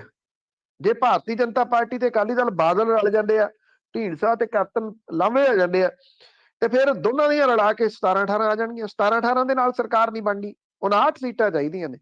ਇਸ ਕਰਕੇ ਪੋਸੀਬਲ ਹੀ ਨਹੀਂਗਾ ਜੀ ਜਿਹੜਾ ਉਹ ਸਰਕਾਰ ਬਣਾ ਸਕਣਾ, ਸਰਕਾਰ ਦਾ ਬਣਨਾ। ਇਸੇ ਕਰਕੇ ਪੰਥਕ ਪੱਤਾ ਖੇਡਣ ਦੇ ਯਤਨਾਂ ਦੇ ਵਿੱਚ ਆ ਨਾ ਅਕਾਲੀ ਦਲ ਬਾਦਲ ਸਾਹਿਬ ਨੂੰ ਐਕਟਿਵ ਇਸੇ ਕਰਕੇ ਕੀਤਾ ਲਿਆ ਕੇ ਗੱਲ ਬਣ ਨਹੀਂ ਰਹੀ। ਨਾ ਸੁਖਬੀਰ ਸਿੰਘ ਬਾਦਲ ਤੋਂ ਬਣ ਰਹੀ ਆ, ਨਾ ਹਰਸਿਮਰਤ ਕੌਰ ਬਾਦਲ ਤੋਂ ਬਣ ਰਹੀ ਆ। ਬਿਕਰਮ ਮਜੀਠੀਆ ਦੇ ਉੱਤੇ ਪਰਚਾ ਦਰਜ ਹੋ ਗਿਆ, ਉਹ ਆਪਣਾ ਬਚਾਅ ਕਰਦਾ ਫਿਰਦਾ। ਇਸੇ ਕਰਕੇ ਪ੍ਰਕਾਸ਼ ਸਿੰਘ ਬਾਦਲ ਹੋਰੀ ਪਿੰਡੋ ਪਿੰਡੀ ਤੁਰੇ ਫਿਰਦੇ ਆ।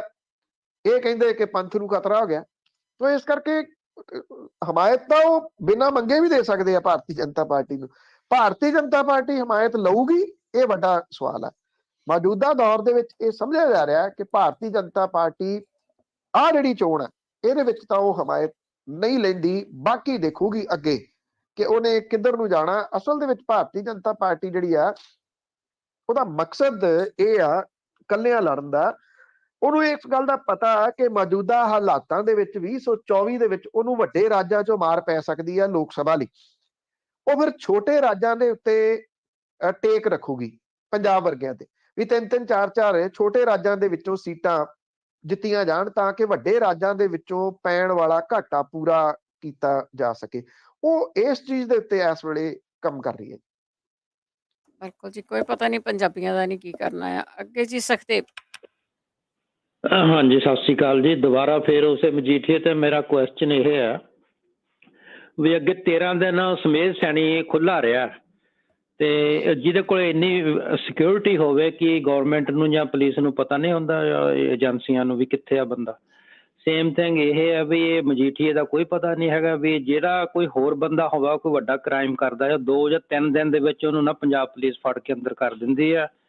ਸਾਰਾ ਕੁਝ ਉਹਨਾਂ ਦੇ ਰਿਸ਼ਤੇਦਾਰਾਂ ਨੂੰ ਟੰਗ ਦਿੰਦੀ ਪੁੱਠੇ ਤੇ ਆਹ ਮਾਲ ਡੰਗਰ ਉਹਨਾਂ ਦਾ ਸਾਰਾ ਲੈ ਜਾਂਦੇ ਅੰਦਰ। ਤੇ ਕੀ ਗੱਲ ਇਹ ਕੀ ਹੋ ਰਿਹਾ ਜੀ? ਵੈਸੇ ਇਹ ਸਾਰਾ ਕੁਛ ਚਮਤਕਾਰ ਹੀ ਆ ਲੋਕਾਂ ਨੂੰ। ਕਿਵੇਂ ਕਿ ਬੰਦਾ ਐਡਾ ਵੱਡਾ ਜਿਹਦੇ ਕੋਲ ਸਿਕਿਉਰਿਟੀ ਹੋਵੇ ਉਹ ਲੁਕਿਆ ਫਿਰੇ। ਥੈਂਕ ਯੂ ਜੀ। ਆਹੀ ਕੁਐਸਚਨ। ਸਿਕਿਉਰਿਟੀ ਜਿਹੜੀ ਹੈ ਨਾ ਜੀ, ਸਿਕਿਉਰਿਟੀ ਉਹਨੇ ਉਸ ਦਿਨ ਛੱਡ ਦਿੱਤੀ ਸੀ ਜਿਸ ਦਿਨ ਸਿਧਾਰਥ ਚੱਟੋਪਾਧਿਆਏ DGP ਬਣ ਗਏ ਆ। ਇਹ ਕਿਹਾ ਜਾਂਦਾ ਹੈ ਕਿ ਉਸੇ ਰਾਤ ਨੂੰ ਉਹ ਸਿਕਿਉਰਿਟੀ ਆਪਣੀ ਛੱਡ ਗਿਆ। ਉਹਦੇ ਕੋਲੇ ਕੋਈ ਸਿਕਿਉਰਿਟੀ ਨਹੀਂ ਗਈ ਇਸ ਵੇਲੇ। ਇਸ ਕਰਕੇ ਇਹ ਨਹੀਂ ਹੈ ਕਿ ਉਹ ਲੁਕਿਆ ਹੋਇਆ ਸਿਕਿਉਰਿਟੀ ਦੇ ਨਾਲ, ਪੰਜਾਬ ਪੁਲਿਸ ਦੇ ਨਾਲ, ਜਾਂ ਜਿਹੜੀ ਉਹਨੂੰ ਸੈਂਟਰ ਤੋਂ ਮਿਲੀ ਹੋਈ ਹੈ ਨਾ, ਕੋਈ ਵੀ ਨਹੀਂ ਸਿਕਿਉਰਿਟੀ ਹੈਗੀ ਉਹਦੇ ਕੋਲੇ। ਉਹ ਕਿੱਥੇ ਆ ਕਿਸੇ ਨੂੰ ਨਹੀਂ ਪਤਾ। ਦੱਸਣ ਵਾਲੇ ਦੱਸਦੇ ਆ, ਜਿਨ੍ਹਾਂ ਨੇ ਫੜਨਾ ਉਹਨਾਂ ਦੇ 2 ਅਫਸਰ ਛੱਡ ਕੇ ਆਏ ਆ ਜੀ। ਕਿੱਥੇ ਉਹਨਾਂ ਨੂੰ ਪਤਾ ਹੈ। ਬਿਲਕੁਲ ਜੀ, ਪਤਾ ਤਾਂ ਹੈ। ਜਿਸ ਤਰ੍ਹਾਂ ਬਾਕੀ ਹੋਰ ਕੋਈ ਕ੍ਰਾਈਮ ਹੁੰਦਾ ਪੰਜਾਬ ਦੇ ਵਿੱਚ ਜਾਂ ਕੁਝ ਵੀ ਹੁੰਦਾ ਆ ਤੇ ਉਹਨਾਂ ਦੇ ਘਰ ਦੀਆਂ ਔਰਤਾਂ ਨੂੰ ਲੈ ਜਾਂਦੇ ਆ, ਜਿਸ ਤਰ੍ਹਾਂ ਸਾਡੇ ਕਾਲਰ ਨੇ ਕਿਹਾ ਮਾਲ ਡੰਗਰ ਲੈ ਜਾਂਦੇ ਆ, ਤੇ ਇਹਨਾਂ ਤੇ ਕਿਉਂ ਨਹੀਂ ਹੁੰਦਾ ਏਦਾਂ ਦਾ? ਨਹੀਂ, ਉਹ ਤਾਂ ਫਿਰ ਦੇਖੋ ਸੱਤਾ ਦੇ ਵਿੱਚ ਰਹੇ ਆ, ਮਿਲ ਕੇ ਖੇਡਦੇ ਰਹੇ ਆ, ਮਿਲ ਕੇ ਖੇਡ ਰਹੇ ਆ। ਇਹ ਵੀ ਕਿਹਾ ਜਾ ਸਕਦਾ। ਜੇ ਮਿਲ ਕੇ ਨਾ ਖੇਡਦੇ ਹੁੰਦੇ ਤੇ ਇਹ ਰਿਪੋਰਟਾਂ ਅੱਜ ਦੀਆਂ ਥੋੜੀ ਨੇ, ਇਹ ਤਾਂ ਸਾਰੀਆਂ ਦੀਆਂ ਸਾਰੀਆਂ ਪਈਆਂ ਨੇ, ਦੇਰ ਦੀਆਂ ਪਈਆਂ ਨੇ। ਇਹ ਤਾਂ ਜੱਜ ਬਦਲੇ, ਜਿਹੜੇ ਐਡਵੋਕੇਟ ਜਨਰਲ ਸੀ ਉਹ ਬਦਲੇ, ਫਿਰ ਉਹਨਾਂ ਨੇ ਇਹ ਗੱਲ ਸਾਹਮਣੇ ਲਿਆਂਦੀ ਨਾ ਵੀ ਇਹਦੇ ਉੱਤੇ ਤਾਂ ਪਾਬੰਦੀ ਕੋਈ ਨਹੀਂ ਗੀ। ਹਾਈ ਕੋਰਟ ਨੇ ਇਹ ਗੱਲ ਆਖੀ ਕਿ ਤੁਸੀਂ ਜਿਵੇਂ ਮਰਜ਼ੀ ਕਰੋ, ਅਸੀਂ ਤਾਂ ਤੁਹਾਨੂੰ ਰੋਕਿਆ ਨਹੀਂ ਗਾ, ਇਹਨੂੰ ਖੋਲਣ ਤੋਂ ਵੀ ਨਹੀਂ ਰੋਕਿਆ ਤੇ ਇਹਦੇ ਉੱਤੇ ਕਾਰਵਾਈ ਕਰਨ ਤੋਂ ਵੀ ਨਹੀਂ ਰੋਕਿਆ। ਜਦੋਂ ਪਹਿਲਾਂ ਵੀ ਨਹੀਂ ਸੀ ਰੋਕਿਆ ਕਾਰਵਾਈ ਕਰਨ ਤੋਂ, ਤੇ ਕੈਪਟਨ ਅਮਰਿੰਦਰ ਸਿੰਘ ਹੋਰਾਂ ਨੇ ਕਾਰਵਾਈ ਕਿਉਂ ਨਹੀਂ ਕੀਤੀ? ਕਿਉਂਕਿ ਚਾਚੇ ਭਤੀਜੇ ਦੀ ਸਰਕਾਰ ਸੀ। ਮਾਮਲਾ ਜਿਹੜਾ ਹੁਣ ਵੀ ਹੈ ਨਾ, ਉਹ ਸ਼ੱਕੀ ਤਾਂ ਹੈਗਾ ਜੀ, ਇਹਦੇ ਚ ਕੋਈ ਸ਼ੱਕ ਨਹੀਂ ਗੀ ਕਿ ਉਹ ਸ਼ੱਕੀ ਆ। ਇਸੇ ਕਰਕੇ ਕੋਈ ਪ੍ਰੈਸ਼ਰ ਨਹੀਂ ਪਾਇਆ ਜਾ ਰਿਹਾ, ਕਿਉਂਕਿ ਪਤਾ ਉਹਨਾਂ ਨੂੰ ਵੀ ਹੈ ਕਿ ਹੱਥ ਉਹਨਾਂ ਦੇ ਵੀ ਲੰਬੇ ਆ। ਤੇ ਇਸ ਕਰਕੇ ਜਿਹੜਾ ਇਹ ਗੱਲ ਤੁਹਾਡੀ ਬਿਲਕੁਲ ਸਹੀ ਆ, ਜੇ ਕੋਈ ਮਾਤੜ ਹੁੰਦਾ ਤੇ ਉਹਨੂੰ ਤਾਂ ਕੁਝ ਵੀ ਹੁਣ ਤੱਕ ਕਰ ਦੇਣਾ ਸੀਗਾ। ਉਹਦਾ ਮਾਲ ਡੰਗਰ, ਉਹਦੇ ਘਰ ਦੇ ਜੀ ਸਾਰੇ ਦੇ ਸਾਰੇ ਲੈ ਜਾਣੇ ਸੀਗੇ। ਇਸ ਕਰਕੇ ਲੈ ਜਾਣੇ ਸੀ ਵੀ ਬੰਦਾ ਪੇਸ਼ ਕਰੋ, ਪਰ ਇਸ ਮਾਮਲੇ ਦੇ ਉੱਤੇ ਕੁਝ ਨਹੀਂ ਕੀਤਾ ਜਾ ਰਿਹਾ। ਕਿਹਾ ਜਾ ਰਿਹਾ ਕਿ ਨੇੜੇ ਤੇੜੇ ਵਾਲਿਆਂ ਦੇ ਫੋਨ ਫਰੋਲੇ ਜਾ ਰਹੇ ਆ, ਉਹਨਾਂ ਤੋਂ ਪੁੱਛਗਿੱਛ ਕੀਤੀ ਜਾ ਰਹੀ ਆ, ਪਰ ਉਹ ਮਹਿਜ਼ ਖਾਨਾ ਪੂਰਤੀ ਆ। ਜਿਹੜੀ ਪੁਲਿਸ ਛਾਪੇਮਾਰੀ ਕਰ ਰਹੀ ਆ ਉਹ ਵੀ ਖਾਨਾ ਪੂਰਤੀ ਆ। ਸਭ ਪਤਾ ਪੁਲਿਸ ਨੂੰ ਕਿ ਉਹ ਕਿੱਥੇ ਆ ਜੀ। ਤੇ ਪੰਨੂ ਜੀ, ਇੱਕ ਜਿਹੜੀ ਨਿਊਜ਼ ਆ ਫਲੈਸ਼ ਕਰਦੀ ਆ ਕਿ ਪੰਜਾਬ ਦੇ ਵਿੱਚ ਕਰਫਿਊ ਲੱਗ ਗਿਆ ਆ, ਸਕੂਲ ਬੰਦ ਹੋ ਗਏ ਆ। ਕੀ ਕੁਛ ਬੰਦ ਹੋਇਆ ਆ ਇੱਥੇ? ਕਿਉਂਕਿ ਕਈ ਵਾਰੀ ਪੰਜਾਬ ਦੇ ਵਿੱਚ ਤਾਂ ਖਬਰ ਮਿਲਦੀ ਨਹੀਂ ਇਹ। ਜਿਹੜੇ ਮਾਲਸ ਨੇ, ਉਹਨਾਂ ਦੇ ਉੱਤੇ ਜਿਮ ਨੇ, ਉਹਨਾਂ ਦੇ ਉੱਤੇ ਪਾਬੰਦੀ ਲੱਗ ਗਈ ਹੈ ਜੀ। ਅਸਲ ਦੇ ਵਿੱਚ ਬਹੁਤ ਸਾਰੇ ਕਰੋਨਾ ਦੇ ਕੇਸ ਇੱਕਦਮ ਆ ਗਏ ਆ। ਜਿਹੜੀਆਂ AC ਬੱਸਾਂ ਨੇ ਉਹ ਵੀ 50% ਉਹਦੇ ਵਿੱਚ ਸਵਾਰੀਆਂ ਜਾ ਸਕਣਗੀਆਂ। ਸਕੂਲ ਬੰਦ ਕਰ ਦਿੱਤੇ ਗਏ ਆ, ਕਾਲਜਸ ਬੰਦ ਕਰ ਦਿੱਤੇ ਗਏ ਆ ਅਗਲੇ ਹੁਕਮਾਂ ਤੱਕ। 15 ਜਨਵਰੀ ਤੱਕ ਨਾਈਟ ਕਰਫਿਊ ਲੱਗਿਆ ਜੀ। ਨਾਈਟ ਕਰਫਿਊ ਜਿਹੜਾ ਉਹ ਕਰੋਨਾ ਤੋਂ ਕਿਵੇਂ ਰੋਕਦਾ, ਇਹ ਵੱਡਾ ਸਵਾਲ ਹੀ ਆ ਇੱਕ ਕਿਸਮ ਦੇ ਨਾਲ। ਕਿਉਂਕਿ ਦਿਨੇ ਮਤਲਬ ਕਿ ਕਰੋਨਾ ਜਿੱਥੇ ਮਰਜ਼ੀ ਤੁਰਿਆ ਫਿਰੇ, ਤੇ ਰਾਤ ਨੂੰ ਉਹ ਨਹੀਂ ਕਿਤੇ ਵੀ ਜਾ ਸਕਦਾ, ਜਾਂ ਕਿਤੇ ਵੀ ਉਹ ਕੋਈ ਕਾਰਵਾਈ ਨਹੀਂ ਪਾ ਸਕਦਾ। ਇਹ ਬੜਾ ਅਜੀਬ ਆ ਜੀ। ਵੈਸੇ ਮੇਰੀ ਸਮਝ ਤੋਂ ਪਰੇ ਵਾਲੀ ਗੱਲ ਆ ਇਹ, ਨਾਈਟ ਕਰਫਿਊ ਜਿਹੜਾ ਉਹ ਲਗਾ ਦੇਣਾ ਇੱਕਦਮ। ਇੰਨੇ ਕੇਸ ਕਿੱਥੋਂ ਆ ਗਏ? ਤਾਂ ਇਹ ਸ਼ੱਕੀ ਇਸ ਕਰਕੇ ਆ ਕਿ ਸਰਕਾਰ ਵੱਖ-ਵੱਖ ਮਾਮਲਿਆਂ ਦੇ ਉੱਤੇ ਨਾ ਜੀ ਘਿਰਦੀ ਨਜ਼ਰ ਆ ਰਹੀ ਹੈ। ਹੁਣ ਉਹਨੇ ਧਿਆਨ ਲੋਕਾਂ ਦਾ ਡਾਈਵਰਟ ਕਰਨਾ। ਕੱਲ ਦਾ ਤੁਸੀਂ ਦੇਖਿਆ ਹੋਊਗਾ ਵੀ ਇੱਕ ਤਾਂ ਜਿਵੇਂ ਆਪਾਂ ਖਬਰਾਂ 'ਚ ਵੀ ਕਵਰ ਕੀਤਾ ਵੀ ਜਿਹੜੇ 36,000 ਕਾਮੇ ਸੀਗੇ ਉਹ ਇਹਨਾਂ ਨੇ ਪੱਕੇ ਨਹੀਂ ਕੀਤੇ। ਜਿਹੜਾ ਨੈਸ਼ਨਲ ਹਾਈਵੇ ਹੈ ਜੀ ਨੰਬਰ 1, ਇਹ ਖੰਨੇ ਦੇ ਕੋਲ ਘੇਰਿਆ ਹੋਇਆ ਕੱਚੇ ਮੁਲਾਜ਼ਮਾਂ ਨੇ, ਹਾਈਵੇ ਬੰਦ ਹੈ। ਜਿਹੜੇ ਨਵਜੋਤ ਸਿੰਘ ਸਿੱਧੂ ਹੋਰਾਂ ਨੇ ਕੱਲ ਐਲਾਨ ਕੀਤੇ ਆ, ਉਸ ਮਾਮਲੇ 'ਚ ਸਰਕਾਰ ਘਿਰ ਗਈ। ਹੁਣ ਸਰਕਾਰ ਕਰੂਗੀ ਕੀ? ਅਗਲੇ ਕੁਝ ਦਿਨਾਂ ਦੇ ਵਾਸਤੇ ਸਖਤੀਆਂ ਕਰੂਗੀ ਤਾਂ ਕਿ ਲੋਕਾਂ ਦਾ ਧਿਆਨ ਉਸ ਪਾਸੇ ਵੱਲ ਚੱਲ ਜੇ, ਇਧਰੋਂ ਧਿਆਨ ਉਹਨਾਂ ਦਾ ਲਾਂਭੇ ਕੀਤਾ ਜਾ ਸਕੇ। ਸਕੂਲ ਕਾਲਜਸ ਜਿਹੜੇ ਆ ਉਹ ਬੰਦ ਕਰ ਦਿੱਤੇ ਗਏ ਆ। ਇਹਦੇ ਨਾਲ ਇਹ ਕਰਨਗੇ ਕਿ ਟੀਚਰਸ ਜਿਹੜੇ ਨੇ ਉਹਨਾਂ ਨੂੰ ਇਹ ਕਹਿਣਗੇ ਜੀ ਤੁਸੀਂ ਹੁਣ ਆਪਣੇ ਧਰਨੇ ਜਿਹੜੇ ਉਹ ਚੁੱਕੋ ਸਾਰੇ, ਕਿਉਂਕਿ ਕਰੋਨਾ ਆ ਗਿਆ। ਇਹ ਲੋਕਾਂ ਨੂੰ ਡਰਾਇਆ ਜਾ ਰਿਹਾ ਜੀ। ਹੋਊਗਾ, ਮੈਂ ਨਹੀਂ ਕਹਿੰਦਾ ਕਿ ਕਰੋਨਾ ਨਹੀਂ ਹੈਗਾ, ਜਾਂ ਆਪਾਂ ਬਿਲਕੁਲ ਉਹਨਾਂ ਚੀਜ਼ਾਂ ਨੂੰ ਕੱਟ ਨਹੀਂ ਸਕਦੇ, ਪਰ ਸਵਾਲ ਇਹ ਆ ਜੀ ਕਿ ਮਤਲਬ ਕਿ ਕੱਲ ਤੱਕ ਸਾਰਾ ਕੁਝ ਠੀਕ ਸੀਗਾ, ਇੱਕਦਮ ਹੁਣ ਮੀਟਿੰਗਸ ਸੱਦ ਕੇ ਸਕੂਲ ਕਾਲਜ ਯੂਨੀਵਰਸਿਟੀ ਸਭ ਕੁਝ ਇੱਕਦਮ ਬੰਦ ਕਰ ਦਿੱਤਾ ਗਿਆ। ਰਾਤ ਦਾ ਕਰਫਿਊ ਲਗਾ ਦਿੱਤਾ ਗਿਆ। ਜਿਮ ਮਾਲ ਸਾਰੇ ਉਹ ਬੰਦ ਕਰ ਦਿੱਤੇ ਗਏ ਆ। ਤਾਂ ਇਸ ਕਰਕੇ ਜਿੰਨੀ ਕਾਹਲੀ 'ਚ ਲਿਆ ਗਿਆ ਫੈਸਲਾ ਜੀ, ਉਹ ਸ਼ੱਕ ਪੈਦਾ ਕਰਦਾ। ਜੀ ਜੀ ਬਿਲਕੁਲ। ਬਹੁਤ ਬਹੁਤ ਧੰਨਵਾਦ ਬਲਤੇਜ ਪੰਨੂ ਜੀ। ਮਿਹਰਬਾਨੀ ਜੀ, ਧੰਨਵਾਦ ਜੀ, ਸਤਿ ਸਤਿ ਸ਼੍ਰੀ ਸ਼੍ਰੀ ਅਕਾਲ ਜੀ। ਤੇ ਸਰੋਤਿਓ, ਇਹ ਸਨ ਬਲਤੇਜ ਪੰਨੂ ਜੀ, ਸਾਡੇ ਨਾਲ ਜੁੜਦੇ ਨੇ, ਕਰਦੇ ਨੇ ਖਬਰਾਂ। ਇਸੇ ਦੇ ਨਾਲ ਸਾਡਾ ਅੱਜ ਦਾ ਬੁਲੇਟਿਨ ਇੱਥੇ ਹੀ ਸਮਾਪਤ। ਬਲਵਿੰਦਰ ਕੌਰ ਵੱਲੋਂ ਆਪ ਸਭ ਨੂੰ ਹੀ ਸਤਿ ਸ਼੍ਰੀ ਅਕਾਲ।